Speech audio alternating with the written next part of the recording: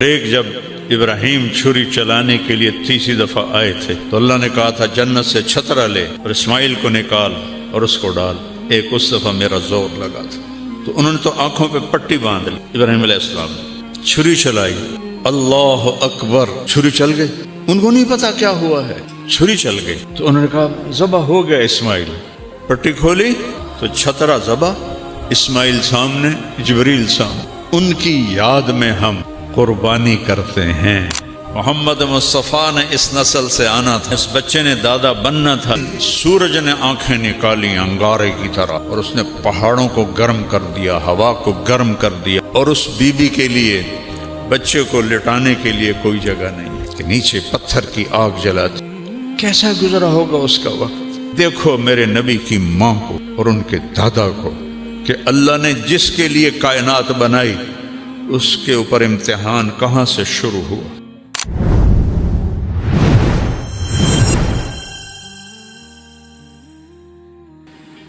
محمد مصطفیٰ نے اس نسل سے آنا تھا. اس بچے کے دادا, اس بچے نے دادا بننا تھا تو گہری بنیاد کھودی. دن سورج نے آنکھیں نکالی انگارے کی طرح اور اس نے پہاڑوں کو گرم کر دیا, ہوا کو گرم کر دیا, اور اس بی بی کے لیے, بچے کو لٹانے کے لیے کوئی جگہ نہیں ہے کہ نیچے پتھر کی آگ جلاتی ہے. کیسا گزرا ہوگا اس کا وقت. تم کہتے ہو پڑھی نہیں جاندی, نماز نہیں پڑھی جاندی, دعا چا کرو. جھوٹ کیوں بولتے ہو, کاروبار نہیں چلتا. رشوت کیوں لیتے ہو, گزارا نہیں ہوتا. دیکھو میرے نبی کی ماں کو اور ان کے دادا کو کہ اللہ نے جس کے لیے کائنات بنائی اس کے اوپر امتحان کہاں سے شروع ہوا اور کہاں تک آیا. کسی نبی کی نسل ذبح نہیں ہوئی پوری تاریخ میں سوائے میرے نبی کی نسل کی.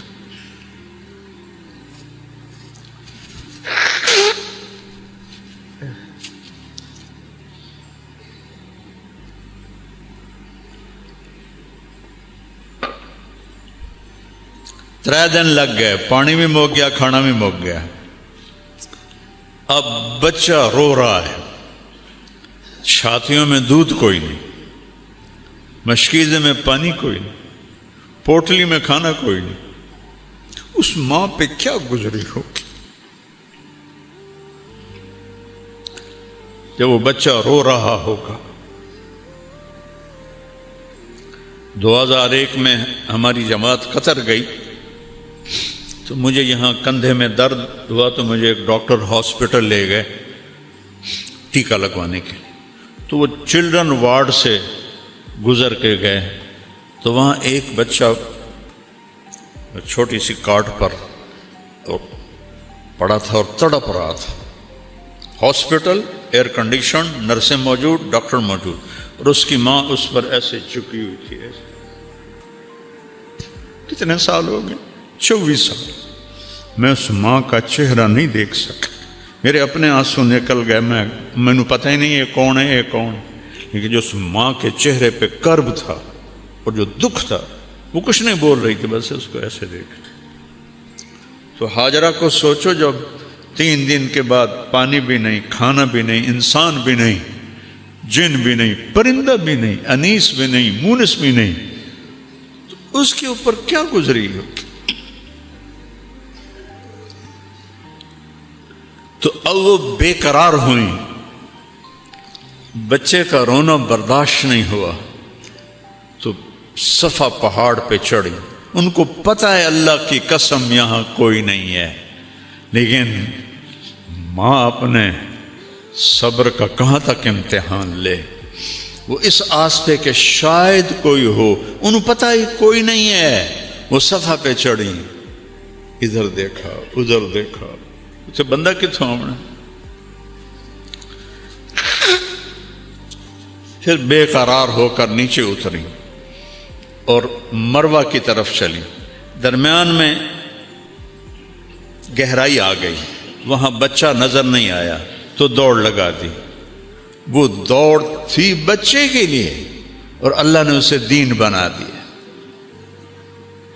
ان الصفا والمروۃ من شعائر اللہ، چلو دوڑو اس میں تم بھی، کہ تمہارے نبی کی ماں یہاں دوڑی تھی، اس کو دین بنا دیا، صحیح کو واجب کر دیا، نہ کرو تو بکرا دو۔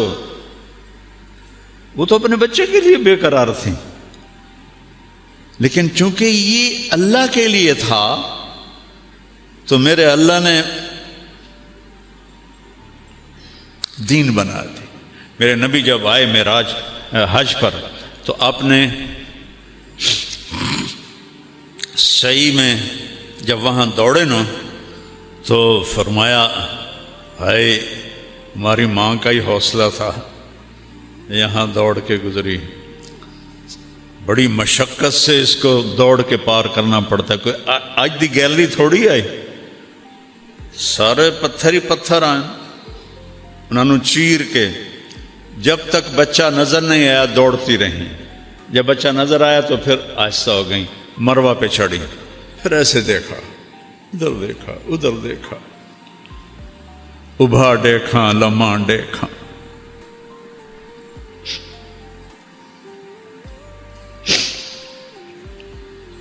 اچھے کوٹھے تے چڑھ دیکھا، ڈٹھی دل کو دیواں ٹیکا، سجن مل سم کے مر پوسا، کوئی بھی نہیں، پھر نیچے اتری، پھر دوڑ لگائی، پھر صفا پہ چڑھی، ایک، پھر یہ دو، پھر تین، پھر چار، پانچ، چھ، سات، ہر دوڑ میں اس کا دل کٹ رہا ہے اور بیٹھ رہا ہے کہ ختم کہانی میرے بچے کی، اور کچھ عرص بعد میری کہانی بھی ختم ہو جائے گی۔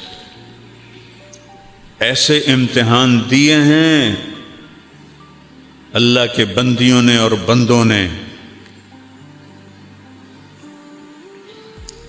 تم نے جنت کو اتنا سستا بنا دیا ہے، چند سال کی زندگی کے لیے کتنی محنت کرتے ہیں،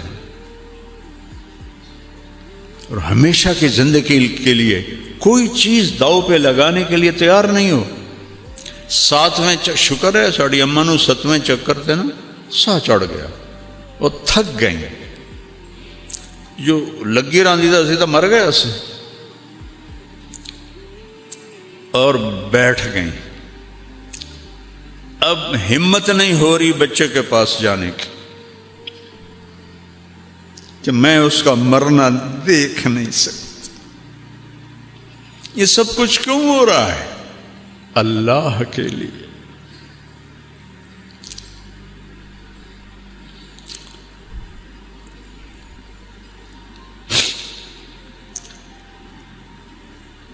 اللہ کے لیے۔ میرے نبی نے فرمایا تم سے پہلے لوگ حملوا علی الاخشاب ونشروا بالمناشیر، تم سے پہلے لوگ صحابہ نے آ کے شکایت کی، نہ جی یا رسول اللہ مر گئے ہیں، یہ قریش کا ظلم ہے، ان کے لیے بد دعا کریں، تو آپ ایسے بیٹھے تھے، ٹیک لگا کے آپ ایسے ہو گئے۔ کہا اتنی جلدی حوصلہ ہار گئے؟ تم سے پہلوں کو سولیوں پہ لٹکایا گیا، آروں سے چیر دیا گیا، یمشط بامشاط الحدید ما دون لحمہ وعظامہ، ہڈی اندر کنگھیاں لوہے کی ڈال کے بوٹیوں کو کھینچ لیا گیا۔ صبر کرو۔ آج ہاجرہ کیوں وہاں بیٹھ گئیں؟ بچہ مر رہا ہے، دیکھ نہیں سکتی۔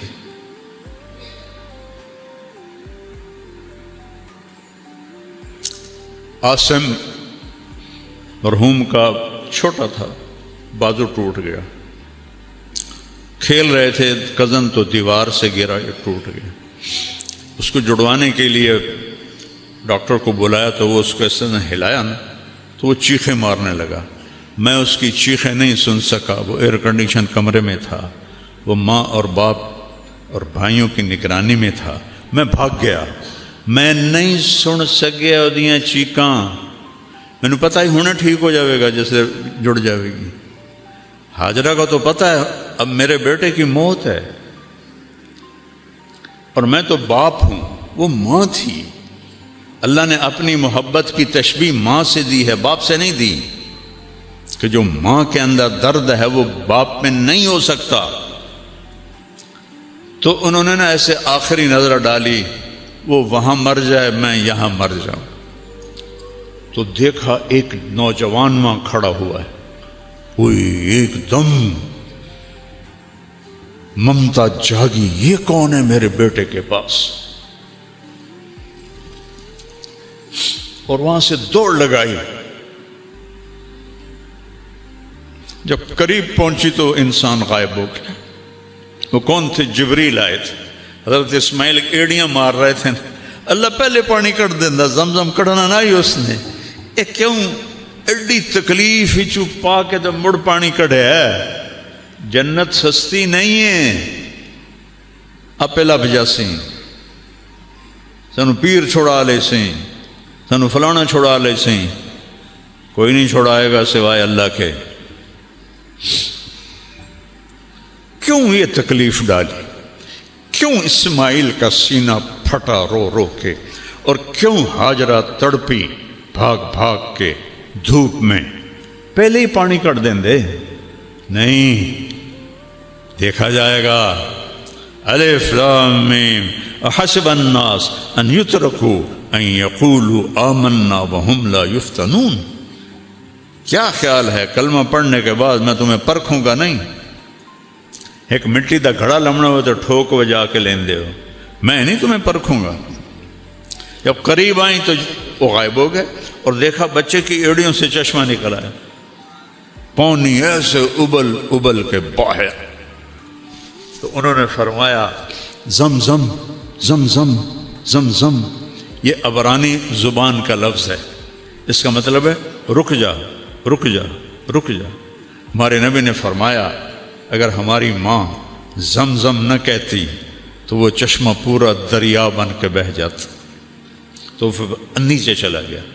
آج تک دنیا میں کوئی کنواں ایسا نہیں ہے جو 4000 سال سے پانی دے رہا ہو، نہ اس میں مچھر پیدا ہوتا ہے، نہ اس میں کوئی پتنگا پیدا ہوتا ہے، نہ اس پہ کائی لگتی ہے، نہ اس میں میل آتی ہے، نہ گند آتا ہے، اور اس کا کوئی سورس نہیں کہ پانی آ کے تھو رہا ہے۔ اب تو سائنس آ گئی، طائف تک جیولوجسٹوں نے سروے کیا، آخر وہ اس نتیجے پر پہنچے اس کا کوئی پیچھے سلسلہ نہیں ہے کسی چشمے کے ساتھ، کسی پانی کے خزانے کے ساتھ۔ ایک وہاں تھے انجینئر انڈیا کے، وہ مجھ سے پیار کرنے والے تھے، وہاں زمزم کے کنویں پر تھے، تو مجھے اندر کی تصویریں لا کے دکھائیں۔ اس کنویں کی دیواروں میں سب سے بڑا سوراخ ہے، ایسے جھرنا بیت اللہ کی سائیڈ پر، باقی پورے دیوار میں چھوٹے چھوٹے چھوٹے چھوٹے سوراخ ہیں۔ جو ہی مشین چلتی ہے پانی نکالنے کے لیے تو وہ دوڑ دوڑ کر کے پانی ان جھرنوں سے آنا شروع ہو جاتا ہے، ان سوراخوں سے آنا شروع ہو جاتا ہے، اور سارا دن ساری رات مشین چلتی ہے حج میں، اور وہ پانی بھی چلتا رہتا ہے چلتا رہتا ہے چلتا رہتا ہے۔ جب وہ مشین کو بند کرتا ہے ساتھ ہی پانی بند ہو جاتا ہے۔ یہ ان ایڑیوں کی برکت تھی جو زمین پہ جنہوں نے رگڑا کھایا تھا، اور اس ماں کے دلوں کی دھڑکن تھی جس کے طفیل زمزم کو اللہ نے نکالا، اور ایسا صاف ستھرا پانی اور صحت کے لیے مفید پانی دنیا میں کوئی نہیں۔ تو پانی نکل آیا، تو نے اللہ کا شکر ادا کیا۔ ماء زمزم لما شرب، میرے نبی نے فرمایا جس نیت سے زمزم پیو گے اللہ وہ کر دے گا، شفا کے لیے اللہ شفا دے گا، بھوک دور ہو جائے اللہ بھوک دور کر دے گا، پیاس دور ہو جائے اللہ پیاس دور کر دے گا۔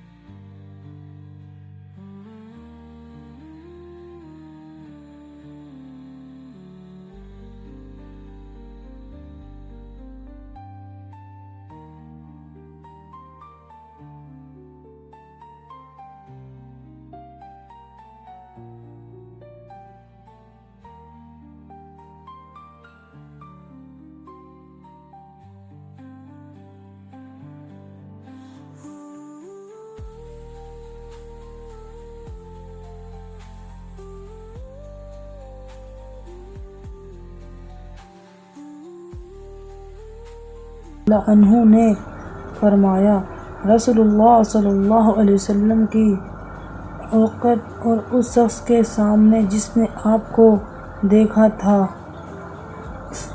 باقی صحاب اور عزتی تھے، اس ذات کی قسم جس کے سوا کوئی معبود نہیں، سب سے افضل ایمان اس شخص کا ہے جس کا ایمان بن دیکھ ہو۔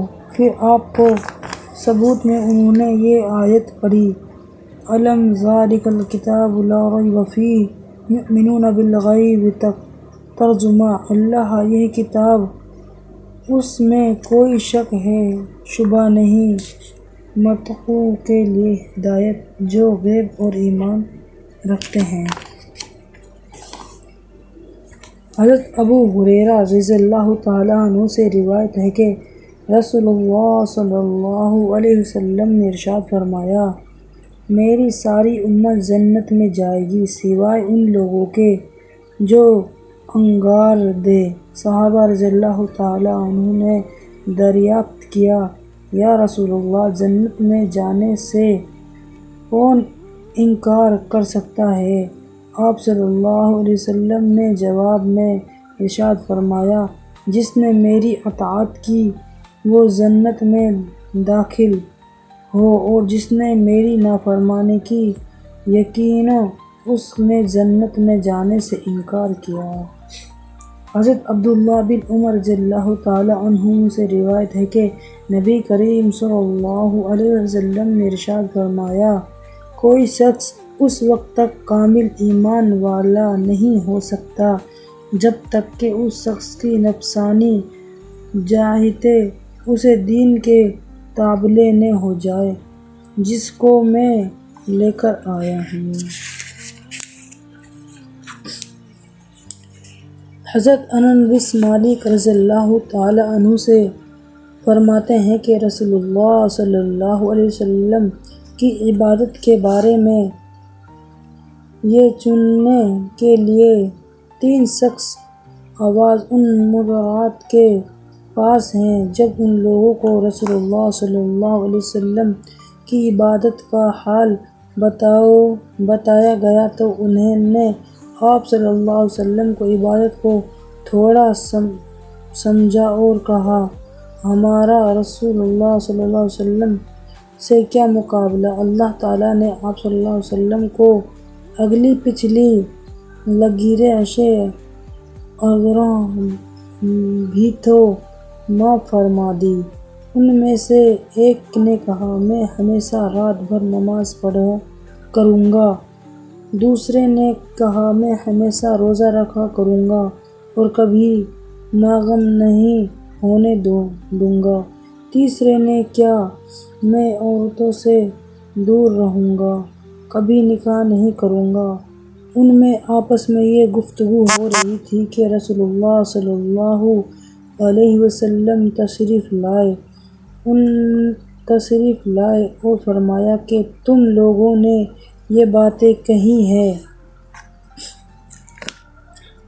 غور سے سنو، اللہ تعالیٰ کی قسم میں تم میں سب سے زیادہ اللہ تعالیٰ سے ڈرنے والے ہو اور تم سب سے زیادہ تقوی اختیار کرنے والے ہو، لیکن روزہ رکھتا ہوں اور نہیں بھی رکھتا، نماز پڑھتا ہوں اور سوتا بھی ہوں، اور عورتوں سے نکاح بھی کرتا ہوں، یہ میرا طریقہ ہے، لہذا جس نے میرے طریقے سے اعراض کیا وہ مجھ میں سے نہیں۔ اللہ تبارک و تعالیٰ ان حدیثوں پر ہمیں عمل کرنے کی توفیق نصیب فرمائے، اور ایسے بیانات سننے کے لیے ہمارے چینل کو لائک کریں، چینل کو سبسکرائب کریں۔ تو ملتے ہیں نیکسٹ ویڈیو میں، جب تک لیے thanks for watching my video.